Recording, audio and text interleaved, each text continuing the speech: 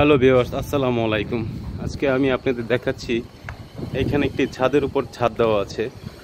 এটা হচ্ছে ছাদের উপর ছাদ দেওয়া। এই ছাদের মাঝখানে কেন ফাঁকা রেখেছে সেটা আপনাদের কাছে আমার প্রশ্ন।